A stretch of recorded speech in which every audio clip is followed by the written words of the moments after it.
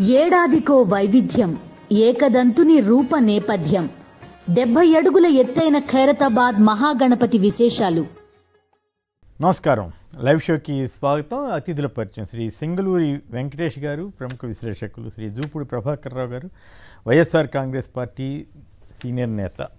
ఇక ఆంధ్రప్రదేశ్లో ప్రచారం మాత్రం పీక్ స్థాయికి వెళుతోంది. వరద బాధితుల సంగతి ఎలా ఉన్నా వరద బాధితులకి తగు రీతిలో సహాయ సహకారాలు అందించలేదని ఆహాకారాలు వినిపిస్తుంటే, మరోవైపు పవన్ కళ్యాణ్ మొదలు చాలామంది కేంద్ర మంత్రులు వచ్చి ఓహో ఆహో అని పొగుడుతున్నారు. ఓకే, మంచిగా చేసుంటే ఆ మంచి పాటను చెప్పొచ్చు, కానీ మరీ అతిగా ప్రచారం చేస్తూ మొత్తం ప్రజల్ని తప్పుదారి పట్టించాలని ఓ ప్రయత్నం చేస్తున్నారు. దాంతో కొన్ని సందర్భాల్లో వారు నవ్వుల పాలు కూడా అవుతున్నారు. ఉదాహరణకి పవన్ కళ్యాణ్ గారు అతి ప్రచారం, కూటమి ఏమంటే ఏఐకి సంబంధించిన ఆర్టిఫిషియల్ ఇంటెలిజెన్స్ ద్వారా వచ్చిన ఫోటోని అది నమ్మి చంద్రబాబు గారు ఇంత కష్టపడుతున్నారు అంత కష్టపడుతున్నారంటూ ఆయన వేసిన ఒక ఫోటో తీవ్ర స్థాయిలో విమర్శలకు గురి కావడం, దానికి పోటీగా మరికొందరు బాధితులకు సంబంధించి ఆర్టిఫిషియల్ ఇంటెలిజెన్స్ ఫొటోస్ వేసి ఎక్కిరించడంతో ఆయన విత్డ్రా చేసుకున్నారు. మరి అంబటి రాంబాబు గారు, మాజీ మంత్రివర్యులు, ఆయన చాలా స్పష్టంగా వ్యాఖ్య చేశారు. పత్రికలు చేతిలో ఉన్నాయని చంద్రబాబును ఆకాశానికి ఎత్తుతున్నారు.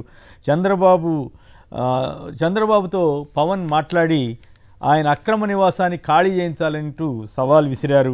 ఇంకా అమరావతి మునిగిందంటే సమాధి చేస్తారా అంటూ మీరేమైనా రౌడీలా అంటూ సీఎంని ప్రశ్నించారు. చంద్రబాబు ఇల్లు కూడా మునిగింది మరి అని నేను చెప్తున్నాను, మరి నన్ను సమాధి చేస్తారా? ఇలాంటి పిచ్చి మాటలు మానుకొని సమర్థవంతమైన పాలన చేయాలని అంబటి రాంబాబు గారు సవాల్ చేశారు. ఇంకోవైపున విజయవాడలోని కుమ్మరిపాలెం సెంటర్లో పెద్ద ఎత్తున స్థానికులు నిరసన తెలిపారు, ధర్నాకు దిగారు. ఇక పొగడ్తల్లో శివరాజ్ సింగ్ చౌహాన్ కూడా ఆయన చంద్రబాబు ప్రభుత్వం రేయింబావుళ్ళు పనిచేసిందని సర్టిఫికేట్ ఇచ్చేశారు. ఇప్పటికి 47 మంది చనిపోయినట్లుగా పేపర్లో వార్తలు వచ్చాయి. ఇంకా అక్కడ పరిస్థితులు పూర్తిగా మెరుగుపడక ముందే వీళ్ళంతా పోటీపడి పొగుడుతున్నారు. ఈనాడు వారైతే వారి మ్యాచ్ ఫిక్సింగ్, క్విట్ ప్రోకో వ్యవహారం తెలిసిందే కాబట్టి బురమేరు వరద తీవ్రతను చూసి ముఖ్యమంత్రి చంద్రబాబు చలించిపోయారు, ఆయన కళ్ళు చెమ్మగిల్లాయంటూ కథనాలను ఇచ్చారు. ఇక మరోవైపు రాధాకృష్ణ గారి పవర్ ప్లాంట్ వల్ల వచ్చినటువంటి ఇబ్బందులు, డైవర్షన్స్ కాలువని విస్తరించడానికి అవకాశం లేకుండా పోయిన వైనాన్ని మాత్రం కప్పిపుడుస్తున్నారు. ఇక ఈ వరద సమస్యల్ని పక్కదారి పట్టించడానికి దళిత మాజీ ఎంపీ అయిన నందిగం సురేష్ను అరెస్ట్ చేసిన తీరు, పోలీసుల్ని అక్కడ కాన్సన్ట్రేట్ చేసిన తీరు, ఇవన్నీ కూడా విమర్శలకి దారితీస్తున్నాయి. ఇంకోవైపు టీడీపీ ఎమ్మెల్యే ఆదిమూలం రాసలీల వ్యవహారం పత్రికల్లో ప్రముఖంగా వచ్చింది. అయితే ఇందులో కీలకమైన పాయింట్ ఏంటంటే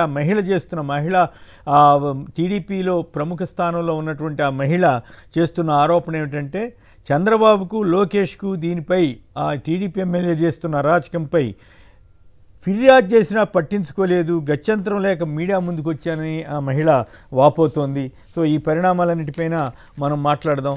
1-2 వీడియోలు చూసిన తర్వాత చర్చలోకి వెళదాం. ఈ 2.5 లక్షల ఎకరాలు కృష్ణా జిల్లాలోనే పోయింది ఈ నివర్ తుఫాను. దాంట్లో అత్యధికంగా ఈ అవనిగడ్డ నియోజకవర్గంలో ఎక్కువ పోయింది. సో వీళ్ళందరికీ దృష్టిలో పెట్టుకొని గవర్నమెంట్ చేస్తున్న, వైసీపీ ప్రభుత్వం చేస్తున్నది, ఇలాంటి 151 మంది ప్రజాప్రతినిధులు ఉండి 2వ తారీఖు అనుకున్నప్పుడు అందరూ ఏమన్నారంటే మీరు వస్తే ఇది మాకు రిలీఫ్ ఆపరేషన్స్కి ఇబ్బంది అయిపోద్ది, మాకు దయచేసి మీరు ఈ రిలీఫ్ ఆపరేషన్ అడ్డం అయిపోతారని చెప్పేసి వారి సూచన మేరకు నేను ఆగిపోవాల్సి వచ్చింది. ముఖ్యంగా ఈ 2.5 లక్షల ఎకరాలు కృష్ణా జిల్లాలోనే పోయింది ఈ నివర్ తుఫాను. దాంట్లో అత్యధికంగా ఈ అవనిగడ్డ నియోజకవర్గంలో ఎక్కువ పోయింది. సో వీళ్ళందరికీ దృష్టిలో పెట్టుకొని గవర్నమెంట్ చేస్తున్న, వైసీపీ ప్రభుత్వం చేస్తున్నది, ఇలాంటి 151 మంది ప్రజాప్రతినిధులు ఉండి 2వ తారీఖు అనుకున్నప్పుడు అందరూ ఏమన్నారంటే మీరు వస్తే ఇది మాకు రిలీఫ్ ఆపరేషన్స్కి ఇబ్బంది అయిపోద్ది, మాకు దయచేసి మీరు ఈ రిలీఫ్ ఆపరేషన్ అడ్డం అయిపోతారని చెప్పేసి వారి సూచన మేరకు నేను ఆగిపోవాల్సి వచ్చింది. ముఖ్యంగా పవన్ కళ్యాణ్ గారు ఒక మాట అన్నారు, ఏదైతే బుడమేరు అంతా కూడా ఆక్యుపై అయిపోయింది, Budameru natural course, the buffer zone మొత్తం ఆక్యుపై అయిపోయింది. ఇప్పుడైతే రెగ్యులేటరీ కట్టారో వరదలు పెద్దగా రాకపోవటమో లేకపోతే మరొకటోలో అపార్ట్మెంట్లు కట్టుకున్నారు, బఫర్ జోన్లో ప్లాట్లు వేసుకున్న వాళ్ళు ప్లాట్లు వేసుకున్నారు, ఇళ్లు కట్టుకున్న వాళ్ళు కట్టుకున్నారు. వీటన్నిటినీ మీరు తొలగిస్తారంటే ఆయన కొద్దిగా అటు ఇటుగా ఏదో తొలగించాలి, వాళ్ళందరినీ కూర్చోబెట్టి మాట్లాడాలి. వాళ్ళందరినీ కూర్చోబెట్టి మాట్లాడొద్దండి, చంద్రబాబుని కూర్చోబెట్టి మాట్లాడండి సార్ ప్లీజ్. ఆయన బఫర్ జోన్లో ఉన్నాడు, ఆయన కూర్చోబెట్టి మాట్లాడి ముందు ఆయన్ని అక్కడి నుంచి ఖాళీ చేయించి ఆ నిర్మాణాన్ని కూలగొట్టి శభాష్ అనిపించుకోండి.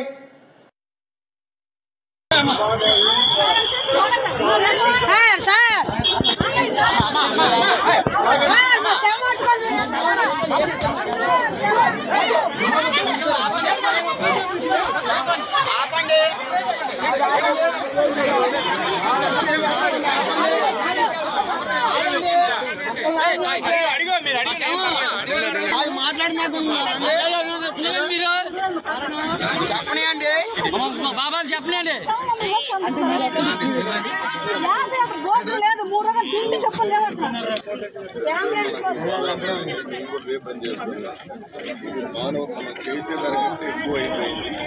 పైపుల్ రోడ్ నుంచి అమ్మాపురం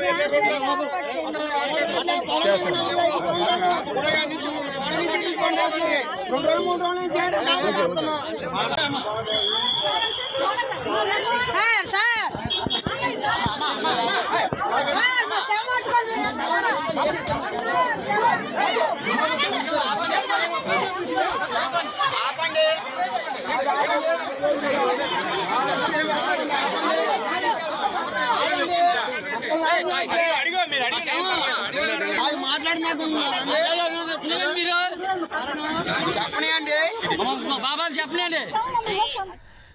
రైట్, అది పరిస్థితి. ఒక పక్క 2 రోజుల క్రితం ధర్నాలు కూడా జరిగినాయి, సీఎంనే నిలదీశారు. అయినప్పటికీ కూడా పవన్ కళ్యాణ్ గారు అద్భుతం అమోఘం అని పొగుడుతున్నారు. ఓకే, మరోవైపు దళిత ఎమ్మెల్యేని దళిత ఎక్స్ఎంపీని అరెస్ట్ చేస్తూ డైవర్ట్ చేసినటువంటి తీరు కానీ, అలాగే ఈ పవన్ కళ్యాణ్ ఈ ఏఐని వాడినటువంటి వ్యవహారం కానీ, వీటన్నిటి మీద ముందుగా వెంకటేష్ గారు మీరు మాట్లాడండి.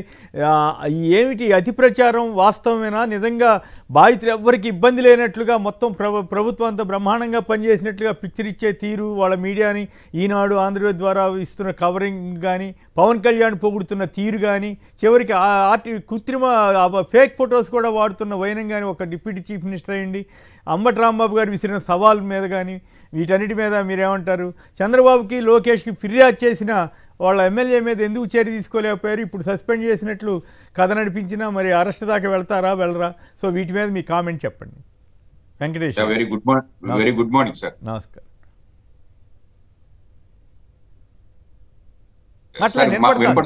వినపడతాను.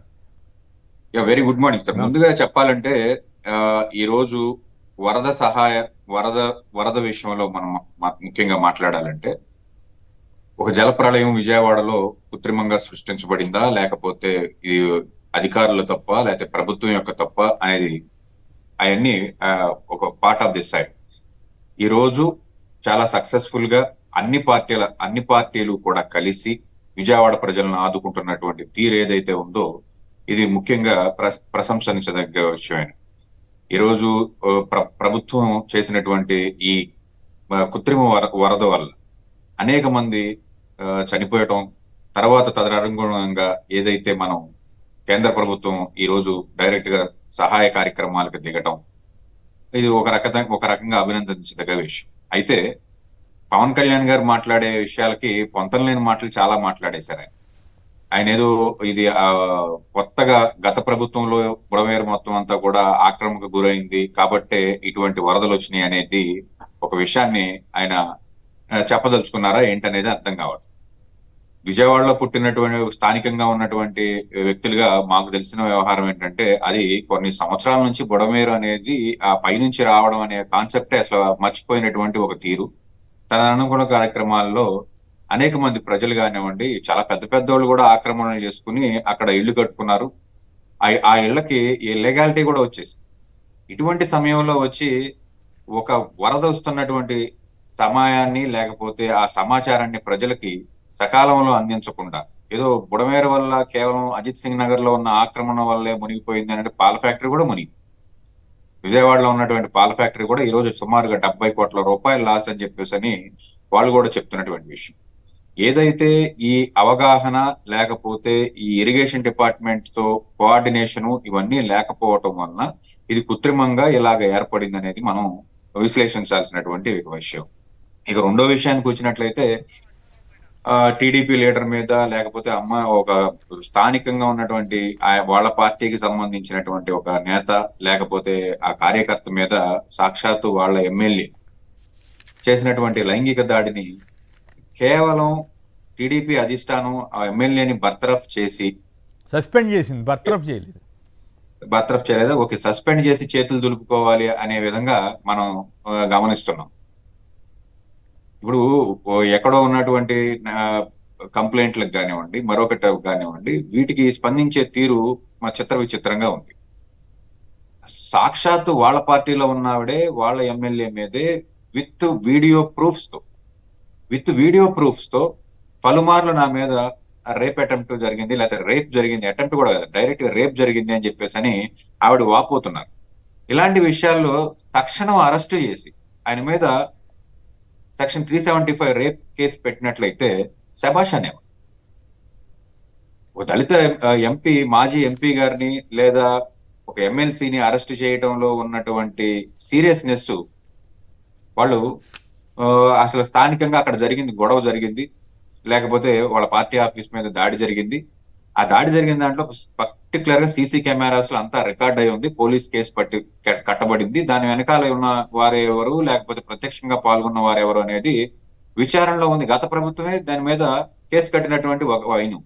ఆ కేసును ఉపయోగించుకుని ఇప్పుడు అక్కడ సీసీ కెమెరాల్లో లేనటువంటి అప్పిరెడ్డి గారిని కానివ్వండి, నందిగం సురేష్ గారిని కానివ్వండి, లేకపోతే దేవినేని అవినాష్ గారిని కానివ్వండి అరెస్ట్ చేస్తున్నాం అని చెప్పేసి అని వాళ్ళలో ఇద్దరిని అరెస్ట్ చేయటం ఏదైతే ఉందో ఇది ప్రభుత్వం దాని మీద చూపించినటువంటి ఒక దృష్టి శ్రద్ధ స్థానికంగా మహిళ మీద జరిగినటువంటి ఈ లైంగిక దాడి మీద ఎందుకు లేదు అంటే ఇక్కడ ఇంకో పాయింట్ కూడా ఉందండి. గొడ్లవల్లేరు ఇష్యూలోనేమో అసలేం జరగలేదని పిక్చర్ ఇచ్చారు. ఎక్కడో ముంబై నటి కాదంబరి మాయలేడిని తీసుకొచ్చేమో హడావుడి చేసి పెద్ద పెద్ద పోలీస్ ఆఫీసర్ల మీద కూడా కేసులు పెట్టడానికి విపరీతంగా కృషి చేశారు. సొంత పార్టీ మహిళ ఫిర్యాదు చేస్తే కూడా పట్టించుకోలేదంట. అదేనండి, ఇప్పుడు సాక్షాత్తు అధినేతకు కూడా తెలుసు, షాడో సీఎం అయినటువంటి లోకేష్ బాబుకు కూడా తెలుసు అని చెప్పేసి ఆవిడ వాపోతున్నటువంటి ఈ క్రమంలో అతని మీద చట్టపరమైన చర్యలు తీసుకోకుండా పార్టీ పరమైన చర్యలు తీసుకుని మేమేదో సచ్చీలు అన్నట్టు వాళ్ళ యొక్క మీడియాల్లో ఇంకొక విషయం కూడా ఏం చెప్పదలుచుకున్నారంటే ఈయన గత ఎన్నికల్లో వైఎస్ఆర్సీపీ నుంచి వచ్చారు, ఆ వాసనలు ఇంకా పోలేదని చెప్పేసి అని ఒక senior most reporter come editor గారు చెప్పుకునే వ్యక్తులు ఆయన ఏదో వైఎస్ఆర్సీపీ కొత్తగా ఆయన రాజకీయాల్లోకి వచ్చినట్టు మాట్లాడుతున్నాడు. సుమారుగా 1981 సబ్జెక్టు కరెక్షన్ 1981లో మొట్టమొదటిసారి ఆయన రాజకీయాల్లోకి వచ్చాడు. తర్వాత కాంగ్రెస్ నుంచి సర్పంచ్ గా గెలిచాడు, తెలుగుదేశం నుంచి జిల్లా పరిషత్ మెంబర్ గా గెలిచాడు. ఏదో కొత్తగా వచ్చినటువంటి వ్యక్తి ఏం కాదు అతను. ఇలాంటి వ్యక్తిని తీసుకొచ్చి వైఎస్ఆర్సీపీ పార్టీకి పూసేటువంటి ఒక క్రమంలో చాలా వండి వార్చి చాలా కష్టపడుతున్నారు వాడు. ఇది హాస్యాస్పదంగా ఉంది. తక్షణం అరెస్టు చేసి బాబు గారు ఏదో అద్భుతాలు చేశాడు, బాబు గారు కాబట్టి ఇలాంటి ఒక డెసిషన్స్ తీసుకోగలిగాడు. మిగతా ఏ పార్టీలో కూడా అందులో వైఎస్ఆర్ పార్టీలో ఇలాంటి అనేకం బయటపడి అంటే వైఎస్ఆర్సీపీ పార్టీలో ఏ మహిళ మీద లైంగిక దాడులు జరిగినాయి అని చెప్పేసి అని ఇప్పటి వరకు మేమైతే వినలా. తీసుకొచ్చిన ప్రతిదీ కూడా మార్ఫుడ్ కంటెంట్, ప్రతి ఆరోపణ కూడా మార్ఫుడ్ కంటెంట్ తీసుకొచ్చి వాటి వితౌట్ బ్లర్స్ లేకుండా వాళ్ళ మీడియాలో ప్రొజెక్ట్ చేసి పెద్ద పెద్ద వ్యక్తులు ఎవరైతే పార్టీలో ఉన్నటువంటి పెద్ద వ్యక్తుల మీద వాళ్ళు ఈ అభియోగాలు వేస్తూ దాని మీద మళ్ళీ వార్తలు నడుపుతూ చర్చలు నడుపుతూ సాక్షాత్తు లైంగిక దాడి జరిగింది, పలుమార్లు జరిగింది, నా భర్తకు కూడా తెలుసు, అతనే నాకు కెమెరా ఇచ్చి రికార్డు చేయమని చెప్పాడు, అదర్వైజ్ మన వాయిస్ ఈ ప్రభుత్వంలో వినపడదు, ఎవరికి కనపడదు అని చెప్పేసి అని ఆయన కూడా వాపోయినటువంటి పరిస్థితి. ఇలాంటి ఒక కేసులో తక్షణం చర్యలు ఉండకుండా మా పార్టీ ఆఫీసును పగలగొట్టారు కాబట్టి దాంట్లో ప్రత్యామ్నాయంగా లేకపోతే పరోక్షంగా ఇతను సపోర్ట్ చేశాడని చెప్పేసి నందిగం సురేష్ గారికి ఏం కేసులు కొత్త కాదండి. ఆయన అత్యంత సామాన్యుడిగా ఉన్నప్పుడే ఆయన మీద అరటి తోట తగలబెట్టాడని చెప్పేసి ఒప్పుకో, జగన్మోహన్ రెడ్డి దీని వెనకాల ఉన్నాడని చెప్పాను ఒప్పుకో అని చెప్పేసి అని చిత్రహింసలు పెట్టినటువంటి పరిస్థితి. ఇప్పుడు దళితులని ఎంత అణిచివేయాలనుకుంటే వాళ్ళు అంత ఉవ్వెత్తున ఎగసిపడతారు. ఇది ఎప్పటి నుంచో అంబేద్కర్ గారి కాలం నుంచి ఉంది. నందిగం సురేష్ గారికి వచ్చేపాటికి ఆయన మీద కేసు లేకపోతే ఆయన ఎంపీ అయ్యేవాడు కాదు. జగన్మోహన్ రెడ్డి గారు దృష్టి ఆయన మీద పడేది కాదు. వీళ్ళు ఎన్ని కేసులు పెడితే ఆ నందిగం సురేష్ అనే వ్యక్తి అంత ఎదుగుతాడు. కాబట్టి ఏదో దళితులు కాబట్టి వాళ్ళని అరెస్ట్ చేస్తే ఎవరు అడిగే పరిస్థితి లేదా, లేకపోతే ఒక దళిత ఎంపీ అయినంత మాత్రాన ఈ రకమైనటువంటి ఒక అరెస్ట్ చేయాలా, ప్రత్యక్షంగా అతని మీద ఎటువంటి ఆధారాలు ఉన్నాయి ఈ దాడికి సంబంధించి, అసలు దాడి చేయాల్సినటువంటి అవసరం ఎందుకు వచ్చింది అనేది ఇక్కడ ముఖ్యమైన విషయం. సాక్షాత్తు రాజ్యాంగబద్ధమైన, ఇప్పుడు ఈ రోజు మనం కూడా మాట్లాడుతూ ముఖ్యమంత్రి చంద్రబాబు నాయుడు గారు అని చెప్పేసి మీరు గాని నేను గాని సంబోధిస్తాం. ఎందుకనంటే చంద్రబాబు నాయుడు గారు ఆ పదవిలో ఉన్నంత వరకు మనం నాట్ ఓన్లీ చంద్రబాబు నాయుడు గారు ఎవరున్నా గానీ ఆ మర్యాద ఇవ్వాల్సినటువంటి వ్యవహారం మన దగ్గర ఉంది. మనం ఆ విశ్లేషణ ఆ విధంగానే చెయ్యాలి. ఆ దాడి ఎందుకు జరిగింది? సాక్షాత్తు ముఖ్యమంత్రి గారిని ఆ రోజు ఉపయోగించినటువంటి ఒక బూత్ పదజాలం ఏదైతే ఉందో సభ్య సమాజం హర్షించదగినది కాదు. అందులో కేసు పెట్టినటువంటి ఆ అధికార ప్రతినిధి ఎవరైతే ఉన్నారో, జాతీయ అధికార ప్రతినిధి, మళ్ళీ పార్టీ గెలిచగానే చాలా సమాజానికి తెలియని విషయమా, లేకపోతే మేమైతే ఇలాంటి వార్తలు చూపించమని అంటారో తెలియదు, కానీ వాళ్ళ పార్టీ అధికారంలోకి రాగానే సాక్షాత్తు ఆ ఐపీఎస్ ఆఫీసర్ దగ్గరికి వెళ్ళి నన్ను అరెస్ట్ చేసావుగా, నీ సంగతి ఏంటో తెలుస్తాం, మా ప్రభుత్వం వచ్చిందని బొకే ఇచ్చి, ఆయన ఇంట్లో లేకపోతే ఆయన గేట్ దగ్గర బొకే ఇచ్చి ఫలానా వ్యక్తి వచ్చి వెళ్ళాడని గుర్తుపెట్టుకున్నాడని చెప్పేసి ఒక నిందితుడుగా ఉన్నటువంటి వ్యక్తి వాళ్ళ పార్టీ అధికారంలో రాగానే ఒక ఐపీఎస్ ఆఫీసర్ ఇంటికి వెళ్ళి బొకే ఇచ్చాడంటే మరి ఈ ప్రభుత్వానికి మరి ఎలాగా మనం ట్రీట్ చేయాలి? స్టిల్ అతను కూడా కూర్చొని అదే మీడియా హౌస్ లో కూర్చుని సమర్థించుకుంటున్నాడు తన చర్యల్ని. సాక్షాత్ వాళ్ళ పార్టీ ఆఫీస్ మీద దాడి జరిగింది, ఏమి ఇక్కడ ఎవరికి ఒళ్ళు పొంగిపోయి ఆ పార్టీని నిర్మూలించాలని అనుకోలేదు. తీసినటువంటి కారణాలేంటి? అతని మీద బర్తరఫ్ లేదు, కనీసం పార్టీ నుంచి క్షమాపణ లేదు, మద్దతు ఇచ్చారు కదా. రైట్, మళ్ళీ ప్రమోషన్ ఇచ్చేటువంటి పరిస్థితి, మళ్ళీ ప్రమోషన్ ఇచ్చి అతను ఇంకా ప్రమోట్ చేసేటువంటి పరిస్థితి. రైట్, తెలిసిన సమాచారం ప్రకారం ఏంటంటే ఐపీఎస్ ఆఫీసర్ తర్వాత ఫోన్ చేసి కాల్చి పారేస్తారన్నాడు. పిచ్చి పిచ్చి వేషాలు వేస్తే కాల్చి పారేస్తాను ఏమనుకుంటున్నావో, అది కూడా జరిగింది. నీ అధికారం నీకు వస్తే నీ అధికారం ప్రజల దగ్గర చూపించుకో, నా దగ్గర కాదని చెప్పేసి వీళ్ళ వ్యవహారాలన్నీ అలా ఉంటాయి. ఇక్కడ కావాల్సింది ఏంటంటే ఈ ఎమ్మెల్యే గారి విషయంలోకి వచ్చేప్పటికి తక్షణం అరెస్టు చేయాలి. తక్షణం అరెస్టు చేసి దానికి సంబంధించిన కేసులు పెట్టి వాళ్ళ యొక్క సచ్చీలతను నిరూపించుకోవాలి. కానీ ఏదో పార్టీ నుంచి సస్పెండ్ చేశామనంటే అది పెద్ద ఇంపాక్ట్ ఏముంటుంది సార్. రైట్, శివ అశ్వారాపేట నుంచి. శివ నమస్కారం, మాట్లాడండి, మీరేమంటారు? పవన్ కళ్యాణ్ కాడి నుంచి అందరూ విపరీతంగా అతి ప్రచారం చేస్తున్నారు. మరోవైపు దాన్ని డైవర్ట్ చేయడానికి దళిత మాజీ ఎంపీ మన సురేష్ గారి మీద అరెస్ట్ చేసి అనేక మంది పోలీసులు పంపించి అరెస్ట్ చేయటం కానీ, అప్పిరెడ్డి గారి జోలికి వెళ్ళటం కానీ, ఇవన్నీ కూడా డైవర్షన్ పాలిటిక్సేనా? మరోవైపు ఆదిమూలం సురేష్ గారి మీద కంప్లైంట్ చేసినా కూడా చంద్రబాబు లోకేష్లు పట్టించుకోలేదని ఆవిడ వాపోతున్నారు. ఈ పరిణామాలపై మీరు ఎట్లా స్పందిస్తారు? శివ సంక్షిప్తంగా వెంకటేష్ గారికి, జూబుడు గారికి గుడ్ మార్నింగ్ అండి. నమస్కారం, మాట్లాడండి. ఏమీ లేదండి, చంద్రబాబు నాయుడు ఏమి చేయలేక డైవర్షన్ పాలిటిక్స్ నడుపుతున్నాడండి. అంతేనా? అంటే మీకు ఆదిమూలం మీద ప్రేమతో, ఈయన మీద ప్రేమతో కాదండి, 164 మంది ఉన్నారని డేట్ గా ఇప్పుడు ఈ ఫ్లడ్ డైవర్షన్ చేయడం కోసం ఆదిమూలం గారిని సస్పెండ్ చేశారండి. అంత నీతి గలవాడైతే రాజ్యసభ సభ్యుల్ని, ఎమ్మెల్సీలని, కార్పొరేటర్లని ఎలా కొంటున్నాడండి? ఇలా కోట్లు పెట్టి అంత నీతి గలవాడు ఆదిమూలాన్ని సస్పెండ్ చేస్తే వీళ్ళందరూ ఏ రకంగా కొంటున్నాడండి? మన వైజాగ్ లో స్టాండింగ్ కమిటీ 10 నెంబర్ ఎలా వేరు, ఇది వేరు, ఆ ఘటన వేరు, ఆ సందర్భం వేరు, ఈ సందర్భం వేరు. ఇది ఒక మహిళ కంప్లైంట్ చేసింది, మానభంగానికి సంబంధించినటువంటి చాలా మేజర్ ఇష్యూలో. కాదంబరిని ఎక్కడి నుంచో పట్టుకొచ్చినటువంటి వీళ్ళు మరి స్వయంగా తెలుగు మహిళ కంప్లైంట్ చేస్తే కూడా ఎందుకు పట్టించుకోలేదన్న ప్రశ్న సహజంగానే వస్తుంది. రైట్, దయాకర్ రావు గారు వెస్ట్ గోదావరి నుంచి. దయాకర్ రావు గారు నమస్కారం, మాట్లాడండి సంక్షిప్తంగా. నమస్కారం కేఎస్ఆర్ గారు, మీకు ప్యానలిస్టులందరికీ నమస్కారం.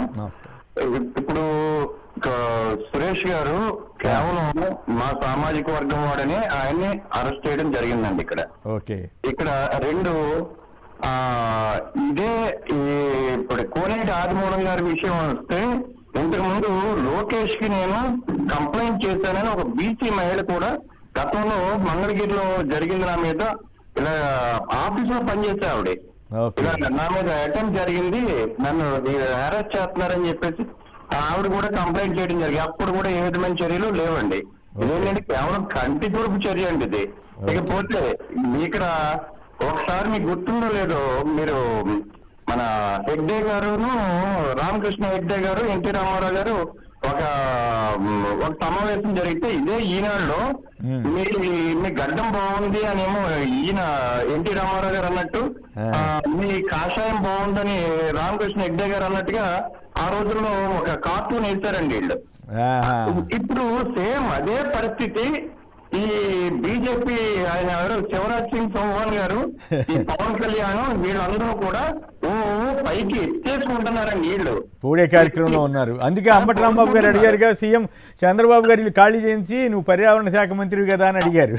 అవునండి, అది ఖచ్చితంగా అది చేస్తే అప్పుడు నమ్ముతారండి జనం. ఆయన భజన చేస్తుంటే ఇంకా అయ్యి ఎక్కడ చేస్తాడు?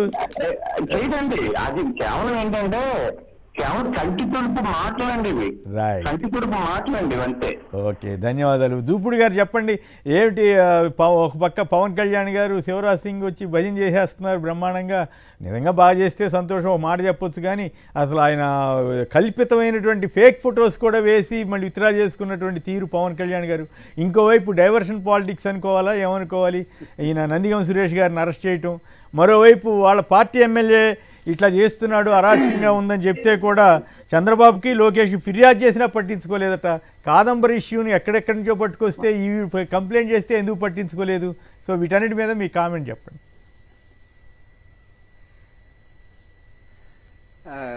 సార్ నమస్కారం. కొమ్మినేని గారు, మీకను మన డిబేట్లో ఉన్నటువంటి వాళ్ళకి, మన శ్రోతలందరికీ కూడా గుడ్ మార్నింగ్ అండి. అంటే ఇది విజయవాడ ఘటన, విజయవాడ మునిగిపోవటం అనేది ఇది ఖచ్చితంగా ఇక్కడ ఉన్నటువంటి గవర్నెన్స్ అడ్మినిస్ట్రేషన్ లోపం అనేది స్పష్టంగా కనబడుతూ ఉంది. గూగుల్ మ్యాప్స్తో సహా బుడమేరు దాని పర్పస్ ఏంటి, ఎటుపోతుంది, తర్వాత దాని మీద ఒక ఎలమినేర్ దగ్గర ఉన్నటువంటి రెగ్యులేటర్ బ్రిడ్జి కట్టినటువంటి అవసరం ఏంటి, ఇవన్నీ రాను రాను రాను ప్రజలు ఎడ్యుకేట్ అవ్వటం కోసం చాలా అద్భుతమైనటువంటి ఇన్ఫర్మేషన్ వస్తూ ఉంది. రీసెంట్గా చూసినప్పుడు లోకల్గా ఉన్నటువంటి అక్కడ ఇరిగేషన్ ఇంజనీర్స్ని కదిలిస్తే తప్పు జరిగిపోయిందండి, ఇది మా చేతిలో ఏమీ లేదు అంటే, నాకున్నటువంటి ఒక ఫ్రెండ్ ద్వారా నేను మాట్లాడాను. మేము ఒకవైపు చేయాలనుకుంటే రెండో వైపు చేయాల్సి వచ్చింది అనివార్య కారణాల వల్ల. అంటే ఇక్కడ ఏమవుతుందంటే పైనుంచి ఎక్కడి నుంచో వీళ్ళకు ఉన్నటువంటి ఆదేశాలు ఆ డిపార్ట్మెంట్ నుంచి కాకుండా పొలిటీషియన్స్ నుంచి దగ్గర వెళ్ళిపోయినాయి.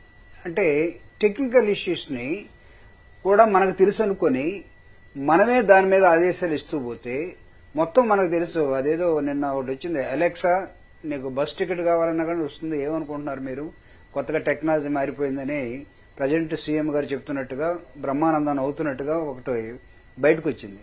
అంటే మనకు టెక్నాలజీ తెలుసు, మిగతా వాళ్ళకి ఎవరో తెలియదు అనే ఒక దృక్పథం ఏదైతే ఉందో, ఇది విజయవాడ ముంచేసినటువంటి ఘటన. ఈ విజయవాడ ముంచేసిన ఘటనలో కేంద్ర సహాయం అనేది అది ఏ ప్రభుత్వం ఉన్నా, ఎన్డీఏ సహకరించే వాళ్ళు ఉన్నా లేకపోతే ఇంకో లేకపోయినా సరే ఫెడరల్ సిస్టంలో ఎవడో ఒకడు వస్తాడు, చూస్తాడు, పోతాడు.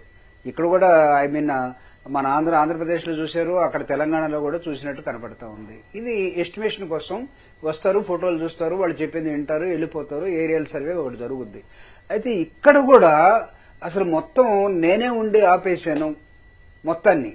ఈ రిహాబిలిటేషన్ క్యాంప్స్ అన్ని కూడా నా వాళ్ళే జరుగుతూ ఉన్నాయి.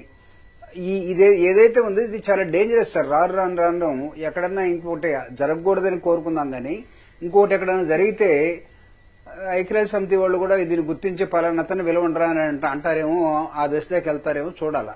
అంటే ప్రపంచంలో ఎక్కడైనా జరిగినప్పుడు. కొమ్మినేని గారు నేను అన్నది మీకు అర్థమై ఉండాలా సార్? వినపడుతుందా? వినపడుతుంది, మాట్లాడండి. వినపడుతుందా సార్? వినపడుతుంది, మాట్లాడండి, కంటిన్యూ చేయండి. ఒకవేళ అలాంటిది ఏమైనా జరిగితే వాళ్ళు కూడా పిలిచేటట్టుగా ఫోటోగ్రాఫ్స్ కానీ లేకపోతే ఇన్స్టాగ్రామ్స్ కానీ ఉన్న మీడియా రకరకాల సాధనాల మొత్తాన్ని వాడుకొని ఈరోజు పంపిస్తూ ఉన్నారు.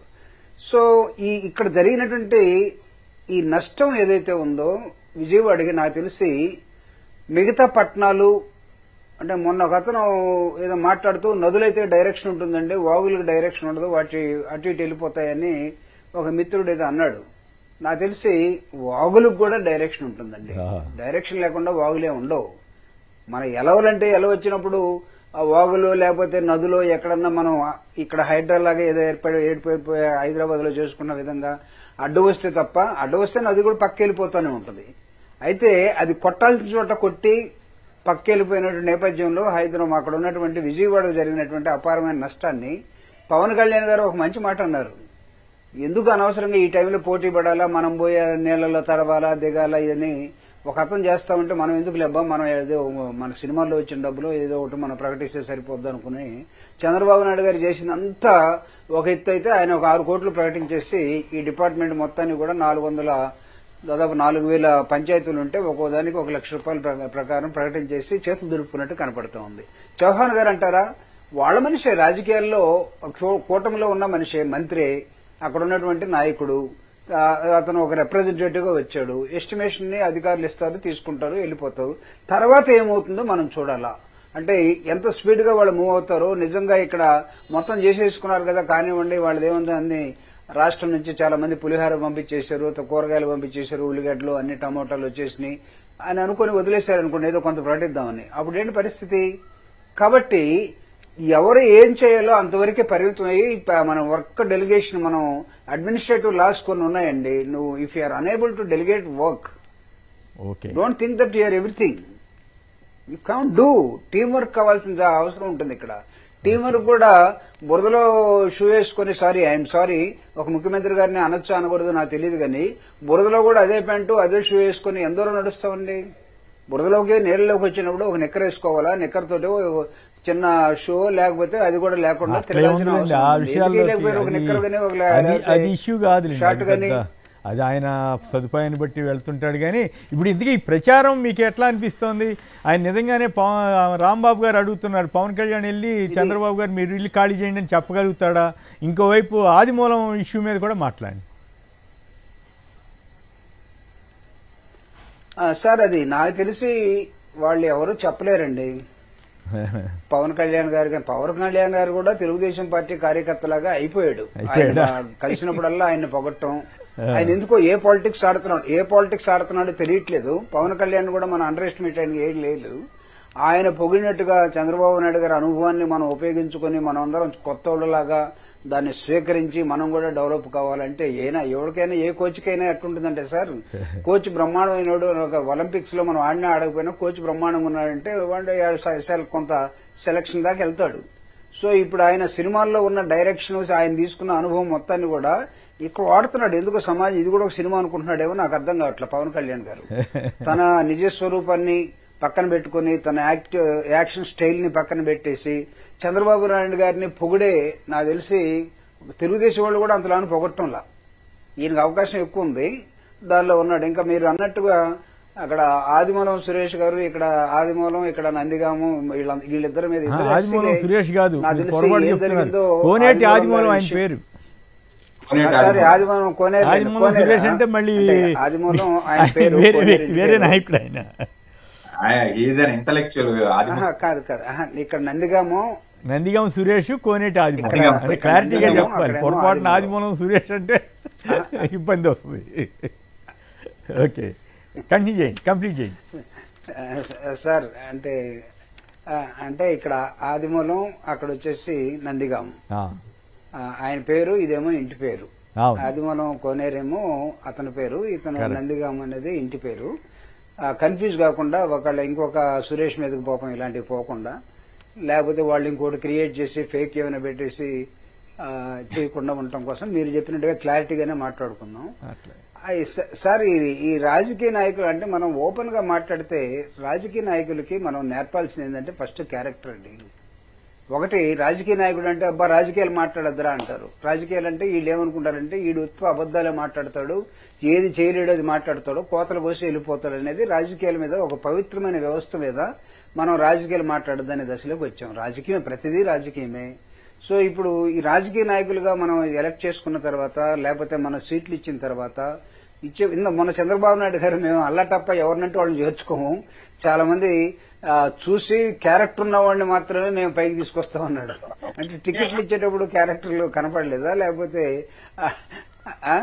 కంప్లైంట్ చేస్తే కూడా పట్టించుకోలేదని కదా అమ్మాయి చెప్తాంది. కంప్లైంట్ చేస్తే కూడా పట్టించుకోలేదని కదా అమ్మాయి చెప్తా ఉంది. అదే సార్, అంటే నేనేమంటానంటే అసలు ఫస్ట్ లోనే మీరు టికెట్ ఇచ్చేటప్పుడు మీకు క్యారెక్టర్స్ కానీ, లేకపోతే అప్పుడు డబ్బు కావాలా, లేకపోతే అప్పుడు జగన్ మీద ఎవరైతే తిరుగుబాటు చేశారో వాళ్ళు కావాలి. ఈ రోజు జరిగినటువంటి అన్యాయాన్ని వాళ్ళు పాపం కంప్లైంట్ చేసినా ఆయనేమో ఒక పక్క అది ఫేక్ అని చెప్తా ఉన్నాడు. ఇంకా తేలాల్సిన అంశాలు చాలా ఉన్నట్టున్నాయండి. ఆయన కుటుంబం మొత్తం వచ్చేసి ఇది కావాలని కుట్ర చేశారండి అని వాళ్ళంటే, వీళ్ళేమో ఫోరెన్సిక్ ల్యాబ్కి పంపించాము అని వీళ్ళు అంటున్నారు. ఏం పంపించారో ఫోరెన్సిక్ ల్యాబ్కి నాకైతే అర్థం కావట్లేదు. ఆవిడేమో మా ఆయన పోరు మీద నేను పెన్ కెమెరా పెట్టుకుని పోయాను అంటే రకరకాల స్టేట్మెంట్లు ఇక్కడ వస్తా ఉన్నాయి సార్. దాని మీద I think it is too early to talk on that issue. Adimulam గారితో కూడా స్పష్టంగా వాళ్ళ ఫ్యామిలీతో కూడా ఎవరైనా మాట్లాడి చేసుకుని ఉంటే of course that is there party issue. Fake అయితే ఎవరు ఎంకరేజ్ చేయకూడదు, ఒకవేళ ఫేక్ అయితే ఎవరు అది తప్పు పట్టాల్సిందే. కానీ ఆ అమ్మాయి వచ్చి మీడియాతో మాట్లాడింది కదా, అది సమస్య. అవునవును మాట్లాడింది సార్. కానీ అంటే వాళ్ళ కుటుంబం మొత్తం కూడా నిన్న టీవీ ముందుకు వచ్చేసి, ఆదిమూలం గారి కుటుంబం టీవీ ముందుకు వచ్చేసి వాళ్ళ భార్య, వాళ్ళ పిల్లలు, మా నాన్న అలాంటివాడు కాదు, మా ఆయన అలాంటివాడు కాదు అని వాళ్ళ లేడీస్, తర్వాత వాళ్ళ అబ్బాయి వీళ్ళందరూ మాట్లాడటం కూడా చూసాం. ఆయన కూడా ఏదో ఒక టీవీకి ఇంటర్వ్యూ ఇస్తూ నా మీద కుట్ర జరిగిందండి, చాలా నుంచి ప్లాన్ చేస్తా ఉన్నారు, నాకు అర్థం కాక నేను ఇదైపోయాను, వాళ్ళు బ్లాక్ మెయిల్ చేశారండి, రెండో వర్షం తీసుకొస్తా ఉన్నారు. ఏదేమైనా సార్ ఒకవేళ అలాంటి జరిగితే తీవ్రంగా ఖండించాలని. నంబర్ 1 ఇర్రెస్పెక్టివ్ ఆఫ్ ఆవిడ చెప్పిందా లేదా అనేది. ఈ వ్యవహారాలు పొలిటీషియన్స్ ఇవన్నీ కూడా అంటే మనం ఆపలేం. కానీ ప్రధానమంత్రి మన్మోహన్ సింగ్ గారు ఉన్నప్పుడు మీకు ఒక ఎగ్జాంపుల్ కొమ్మినేని గారు మీ మైండ్ లో రికార్డ్ అయి ఉంటుందేమో. ఒక ఎంపీకి మెడ్రాస్ నుంచి ప్రతిరోజు ఒక అమ్మాయితో పడుకుంటున్నాడని ఒక ఎంపీకి అలవాటు ఉందని వాళ్ళందరూ పోయి ప్రైమ్ మినిస్టర్ కి కంప్లైంట్ చేస్తే అప్పుడు ఉన్నటువంటి ప్రైమ్ మినిస్టర్ మన్మోహన్ సింగ్ గారు పిలిపించేసి ఏంటయ్యా ఇదంతా ఏం చేస్తున్నావు ఏంటంటే, సారీ సార్ నేను రాత్రుల్లో అమ్మాయి లేకుండా నిద్రపోలేను, నాకు వీక్నెస్ ఉంది, నన్ను వదిలేండి. ఏం చేశాడు ఆయన? పెద్ద ఇష్యూ అయింది. కర్ణాటక అసెంబ్లీలో దాన్ని ఏం చేయలేదు కదా, అతను మళ్ళా టికెట్ ఇచ్చారు, మళ్ళా గెలిచాడు. 7 బాధలు ఆడి మన దగ్గరికి వస్తే చాలా అంశాలు ఉన్నాయి కానీ మనం మాట్లాడకూడదు. రెండోది కర్ణాటకలో లాస్ట్ బెంచ్ లో కూర్చొని వాళ్ళు టీవీ వాళ్ళ సెల్ ఫోన్ లో వీడియోలు చూసుకుంటూ ఉన్నారు, బూత్ వీడియోస్, అది కూడా కనపడింది. సో కాబట్టి ఈ జరగకూడదు. కానీ ఎందుకు జరుగుతున్నాయంటే ఈ క్యారెక్టరైజేషన్ లేకపోతే ఒక మనిషి ఇంకొక మనిషిని ఏ విధంగా చూడాలి. మన దగ్గరికి రాజకీయాల్లో ఉన్న తర్వాత బోల్డ్ మంది లేడీస్, బోల్డ్ మంది కార్యకర్తలు వస్తూ ఉంటారండి. వచ్చినంత మాత్రాన ఇట్ డజంట్ మీన్ దట్ ప్రతివాడు నీకు లొంగిపోవాలనో ప్రతివాడు నీకు అనుకూలంగా ఉండాలనో కోరుకుంటే తప్పది. అందుకే సభ్య సమాజం మనల్ని గమనిస్తూ ఉంటుంది, ఉళ్ళంతా కళ్ళు చేసుకుని దాన్ని గమనించుకోవాలని కూడా నేను, ఇది నిజమైతే ఇది తప్పైతే అఫ్ కోర్స్ వాళ్ళ పార్టీ ఏ యాక్షన్ తీసుకుంటుందో ఏంటో మనకు తెలియదు. కానీ సస్పెండ్ చేసినట్టు ప్రకటించారు కానీ లీగల్ కోర్స్ ఏం జరుగుతుందో చూడాలి. రైట్, ఓకే, టైం అయిపోతుంది. డాక్టర్ అనిల్ గారు నాకు తెలిసి అదే ఇంతకుముందు కంప్లీట్ చేయండి, చెప్పండి చెప్పండి. ఇంతకుముందు కొవ్వూరు నుంచి తెలుగుదేశం పార్టీలో రామారావు గారని ఒక ఎమ్మెల్యే గారు ఉండేవారు. అవును, అది పెద్ద, అది మళ్ళీ తర్వాత ఏదో డిఫరెంట్గా ఏదో అతను చెప్పినట్టున్నాడు, ఏదో సర్దుబాటు అయిందో ఏం జరిగిందో గుర్తులేదు నాకు. రైట్, జరిగిందండి. అప్పుడు రాజశేఖర రెడ్డి గారు కూడా అతను పిలిపించి సీఎం గా, అవును, అతను అప్పుడు తెలుగుదేశం పార్టీ, అవునవును, ఆయన అప్పుడేమి ఆయన్నే సస్పెండ్ చేయలే, వాళ్ళు ప్రతిపక్షంలో ఉన్నారు. కానీ ఆయన మళ్ళీ యాక్టివ్ పాలిటిక్స్ లోకి వచ్చాడు. ఆయనకు నర్సింగ్ కాలేజ్ ఉంటే నర్సింగ్ కాలేజీలో జరిగినటువంటి గొడవ అయింది, అప్పుడు ఏదో పెద్ద ఇష్యూ దాక్కున్నాడని ఫోటోలు వీడియోలు ఎన్ని వచ్చినాయి కదా అప్పుడు. రైట్, 2004. అవును, రైట్. డాక్టర్ అనిల్ కుమార్ గారు హుజూర్ నగర్ నుంచి. అనిల్ కుమార్ అప్పుడేం చేశారు? సరే, జరుగుతూ ఉంటే ఈ కేసులు వరుసనే నడుస్తూ ఉంటాయి అనుకోండి. అనిల్ కుమార్ గారు మాట్లాడండి. ఒక పక్క అతి ప్రచారం, ఇంకో పక్కేమో ఇటువంటి వాటిల్లో చంద్రబాబు గారికి లోకేష్కి ఫిర్యాదు చేసినా పట్టించుకోలేదు అని చెప్పి ఒక మహిళ వాపోతోంది, మీరేమంటారు? నేను చాలా క్లుప్తంగా కంప్లీట్ చేస్తానండి. Please.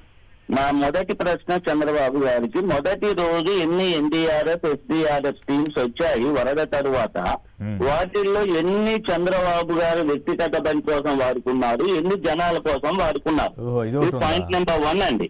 Point number 2, bus ticket Alexa నువ్వు బస్ టికెట్ బుక్ చేయాలంటే చేస్తాడంటే, అలెక్సా అనేది దేనికి వాడుతుందో కూడా పూర్తి అవగాహన లేని కంప్యూటర్ మేధావి చంద్రబాబు గారు. ఓకే.